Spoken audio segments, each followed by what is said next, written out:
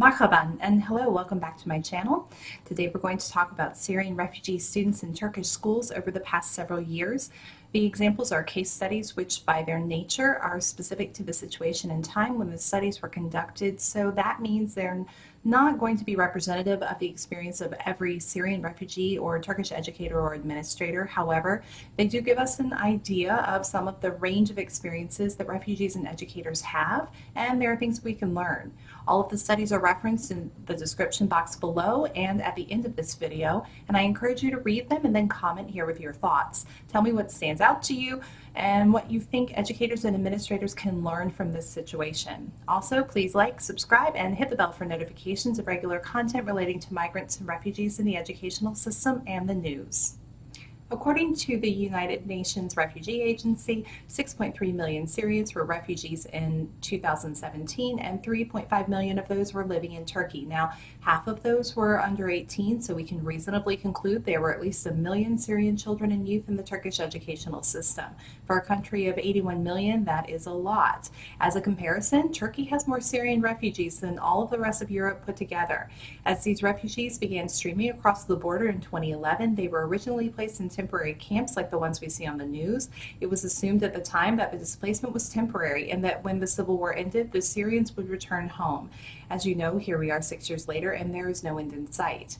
In the past 7 years, there have been several attempts to include Syrian refugees in the Turkish schools, and we're going to look at a couple examples of this.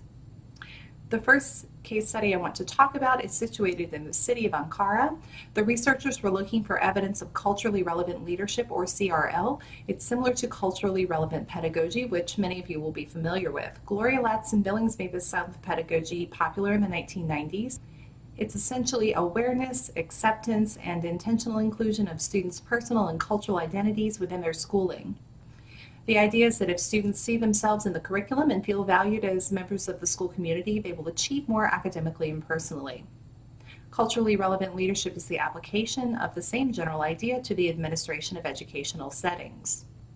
So the setting of this particular study involves one of the first educational structures outside of the refugee camps to educate Syrian students. Temporary education centers, or TECs, especially for Syrian students, are led by a Turkish principal but staffed otherwise by Syrian natives, however, not necessarily trained teachers. There are variations in the way the TECs operate in and with regular Turkish public schools. Some schools run a typical Turkish school in the morning and a TEC for the refugees in the afternoon. In other schools, both the TEC and the Turkish school happen at the same time in the same building but operate separately, meaning that they do not integrate the Turkish and Syrian children at all. Perhaps unsurprisingly, they are mostly located in disadvantaged neighborhoods, and the adults in the community are generally underemployed or unemployed, so the schools and the families of the students are usually struggling for resources. Because of this, the schools in this study, like many across Turkey, have received extra funds from UNICEF and other NGOs to help educate the refugee children. So back to CLR. Let's look at the 4 dimensions of CLR one at a time to see how the principal's responses to their situations might help you think about challenges that you face in your schools. They are political context, pedagogical approach, personal journey, and professional duty. First up, political context. There was a lot of mistrust between Syrian and Turkish families initially. This extended to the staff and the communities at large. Neither group wanted to socialize with the other. Turkish parents withdrew their children from school because Syrians began enrolling. It was so tense at the beginning that one principal had to designate separate staff lounges for the Turkish teachers and the Syrian teachers. However, over time and with careful and slow integration, the staff began to share space and ideas. The principal used the goal of providing for all students as a common thread and made sure to speak publicly about the benefits of each group of staff. So basically, he told the Turkish teachers how awesome the Syrian teachers were and told the Syrian teachers how awesome the Turkish teachers were. Essentially, he modeled the way he wanted the staff to treat each other. He used the same strategy with the Turkish parents, explaining that the money that came into the school from UNICEF and the NGOs was benefiting every child in this heavily disadvantaged area and not just the refugees. Over time, the teachers began using the same teachers' lounge, Turkish parents re-enrolled their students, and the cross-cultural tensions calmed. Now, are you experiencing social divisions between migrant or refugee groups and the rest of your school or community? How are you handling it? What do you think is the best way to help your community see the benefits of hosting refugees? Comment below and let me know. The second dimension of culturally relevant leadership is pedagogical approach, or how you teach the children. The most striking example of CRL from a teaching perspective in this study is that the principal realized he had to address that the Syrian teachers were using corporal punishments on their students. Now, in Turkey, beating a child for misbehaving is illegal, but in Syria, it's the accepted method of discipline for misbehavior and academic failure. Some of the Syrian parents encouraged the staff to physically discipline the children. Their argument was that without the physical reminder of consequences for a bad choice, the students wouldn't make better choices. Unsurprisingly, there was also a lot of student-on-student violence coming from the Syrian students. After a particularly violent episode between students where a larger boy slammed the smaller boy's head into the desk until he was bleeding, the principal decided this was a larger cultural issue that he had to address. He began a dialogue with the Syrian students and parents, discussing the violence in their culture and talking with them about the ramifications of the violence on their children's education. He also had to demand that no student be physically punished in school. You know, this is a really tough conversation. I remember a parent-teacher conference in my 3rd or 4th year as a middle school teacher where a parent suggested that we beat his daughter when she misbehaved. I remember being shocked and having no idea what to say, but I also remember the administrator calmly explaining to the parent that if we want children to solve their problems without violence, we have to model that in our interactions with them. I've had many conferences since then where I repeated that line to the parents, and that's the same idea that the principal was trying to teach the staff and the parents of the Syrian children. The third dimension of CRL is the personal journey. Now, change is scary, especially when you have no idea what the boundaries of that change are, meaning that you don't know how long the change will last, how big it will be, whether things will ever return to the way they were before. But fear did not stop the principals in these schools from trying new ideas, changing their approaches when things didn't work, or communicating with all of the different groups they needed to lead. The principals reached out to the Syrian community and spoke with the parents and others about their situation. Initially, he didn't understand why they had left Syria instead of fighting for their homeland. He thought they were being unpatriotic and leaving others to the hard work of war. But what he learned is that the situation in Syria was not as simple as he thought. One of the parents counters his question with the answer, whose side should I be on? ISIS, Assad, Russia, the US? Who is in the right? This conversation led the principal toward more empathy for the Syrians and for their plight. Have you spoken to the members of the migrant and refugee communities in your area? Do you know why they left or why they came to your city in particular? If you haven't, I encourage you to reach out to them. The final dimension of CRL is professional duty, which has to do with administrative policy and practice. Now, I'm not going to spend much time on this one, but maintaining flexibility toward the changing directives from the Ministry of Education and treating the Syrians as valued members of the school community were key in these schools in Turkey. There's a lot more detail about all 4 of these dimensions, as well as some fascinating interview excerpts from the principals and teachers in the original study. Remember that, as always, I link the studies below. Some of them may have paywalls, but most public school systems in the U.S. offer access to scholarly databases to their staff. If you're not sure whether your school offers this, ask your librarian.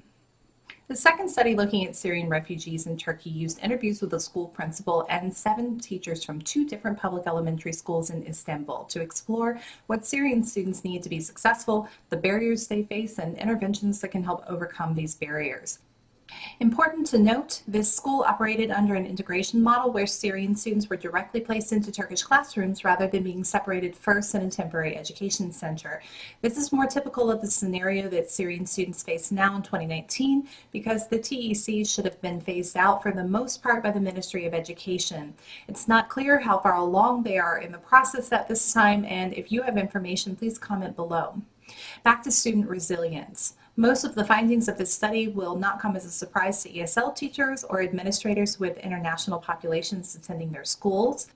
Basically, they found out that learning a language takes years, participation in class is linked with success, and the ability to speak Turkish was necessary to fully participate in class. Okay, so beyond that, because these children have seen the consequences of war up close, they often react differently to certain stimuli than the Turkish children did. The bell, fire alarm, or people shouting can be very scary for war refugees. Also, the study mentions that seeing a skeleton model in science class was traumatic for some of them. So how do we as local educational leaders promote the healing of trauma when we receive refugees and migrants in our schools? Well, we can be patient for one. Trauma doesn't magically go away. It takes time. My children and I were in a car crash long ago where the car flipped over several times. We were all okay, but for years, every time I braked, my kids collectively gasped. Now, it was an automatic response to that sensation of the car braking because that immediately preceded the crash, and the crash was traumatic for them. I'm not comparing a car crash to living through a war, but this example is a good illustration of how automatic the response to trauma can be. Trauma-informed schooling is something that teachers and administrators of refugees and migrants need to be aware of. I'm thinking of doing an entire video about adverse childhood experiences and trauma-informed schooling. Let me know in the comments if you'd be interested in that. But the basic idea is that teachers and administrators keep in mind that certain things can trigger a student's fight or flight response because of trauma they've experienced. Sometimes this means making allowances for individual students in the classroom, sometimes in disciplinary situations, but most students, given time and understanding, and in some cases professional counseling, will begin to process their experiences, and those trauma responses will begin to soften. Now, the recommendations of the researchers are for schools to implement extracurricular language training courses for students since they are not part of the standard curriculum, and to provide psychological counseling and guidance programs for students and staff to enable them to better serve the traumatized students. Both of these recommendations can be implemented by individual school leaders. In the United States, English learner programs are mandated, but what about a before or after school enrichment club for English learners? How about a buddy share system where a native English speaker is paired with a new refugee student and they provide guidance over the first several weeks and months in the new school? And what about trauma-informed school training for your teachers? My current principal did this with every adult in the school, from the APs to the cafeteria staff 2 years ago, and it was honestly the best professional development that I've attended in my career. We learned how to de-escalate tense situations and how to help kids identify when they're having a trauma response so they can begin to see their own patterns. Trust me, your teachers will thank you. One final note, I mentioned that there has been a series of different directives on how to educate the Syrians living in Turkey. There's a fantastic paper that I will link below that traces the Ministry of National Education's policies from 2011 when the children were educated only in Arabic and only in their camps, through the creation of TECs, which combines a Syrian curriculum purged of all pro-Assad nationalistic elements with Turkish language learning, and finally to the creation of a formalized integration plan in line with legislation passed requiring the government to educate refugees in accordance with native Turkish educational requirements. I highly recommend it if you want to learn more about how this has been handled at the country level. Thanks for watching, and make sure you like and subscribe to get regular content about migrant and refugees in education and news. I'm Catherine McDougall. Ciao.